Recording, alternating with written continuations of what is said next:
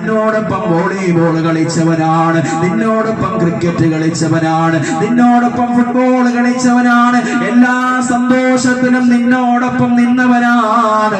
അല്ലാഹുവേ, അവരും കടന്നു പോവുകയാണ്.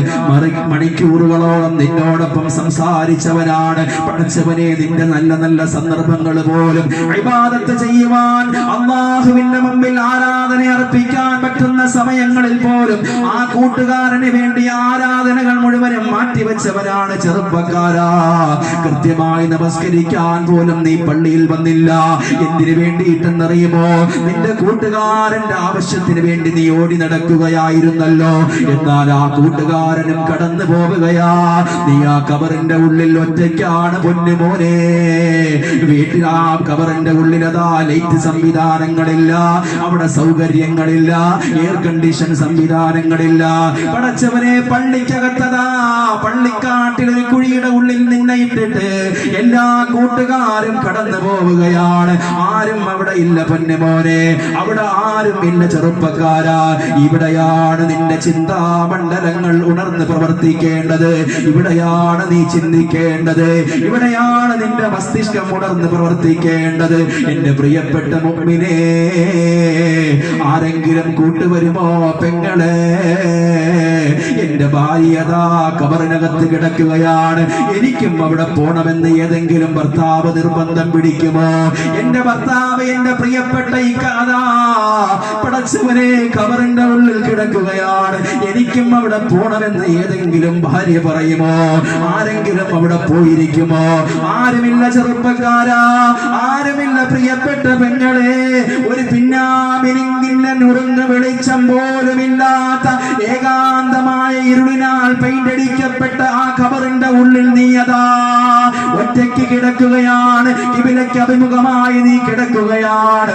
അവിടെ ആരും കൂട്ടിന് കടന്നു വരുന്നില്ല. നിന്റെ സന്തോഷത്തിൽ നിന്നോടൊപ്പം നിന്ന് ആരും നിന്നോടൊപ്പം കടന്നു വരുന്നില്ല. നിനക്ക് എന്തെങ്കിലും ഒരു അസുഖം കടന്നു വന്നാൽ ഇവിടെ നിന്നെ ഹോസ്പിറ്റലിൽ കൊണ്ടുപോകുവാൻ കൂട്ടുകാരുണ്ട്, ബന്ധുക്കളുണ്ട്, ഭാര്യയുണ്ട്, വാപ്പയുണ്ട്, മകനുണ്ട്, എല്ലാവരും ഉണ്ട്. പക്ഷേ പ്രിയപ്പെട്ട ചെറുപ്പക്കാരാ, ആ ഖബറിന്റെ ഉള്ളിൽ നിന്നെ സഹായിക്കാൻ ആരുമില്ല മോനെ. ഇവിടെയാണ് നാം ചിന്തിക്കേണ്ടത്. മഹാനായ അസ്റഫുൽ ഖൽഖ് നബി മുഹമ്മദ് മുസ്തഫ സല്ലല്ലാഹു അലൈഹി വസല്ലമ തങ്ങൾ പ്രിയപ്പെട്ട സ്വഹാബത്തിനോട് പറയുകയാണ്, പ്രിയപ്പെട്ട സ്വഹാബത്തിനോട് പറയുകയാണ്, അല്ലയോ സ്വഹാബാ, പ്രവാചകൻ പറഞ്ഞു കൊടുക്കുകയാണ്, പ്രിയപ്പെട്ടവരെ, ആ ഖബറിന്റെ ഏകാന്തത മനസ്സിലാക്കിക്കൊണ്ട് നാം ചിന്തിക്കണം. പ്രിയപ്പെട്ടവരെ, അല്ലാഹുവിന്റെ ഹബീബായ പ്രവാചകൻ പറഞ്ഞു കൊടുക്കുകയാണ്, ആരുമാരും സഹായത്തിനില്ലാത്ത, ആരുമാരും സഹായത്തിനില്ലാത്ത പ്രിയപ്പെട്ടവരെ, ആ ഖബറിന്റെ ഉള്ളിൽ സഹായത്തിന് വരുന്നത് ആരാണെന്നറിയുമോ? അല്ലാഹുവിന്റെ മലക്കുകളാണ് പൊന്നുമോനെ. ആ മലക്കുകളെയാണ് നമ്മൾ കൂട്ടുകാരാക്കേണ്ടത്. അവിടെ സഹായത്തിന് കടന്നു വരുന്നത് ആരാണെന്നറിയുമോ? അല്ലാഹുവിന്റെ മലക്കുകളാണ്. ആ മലക്കുകളെയാണ് നമ്മൾ കൂട്ടുകാരാക്കേണ്ടത്.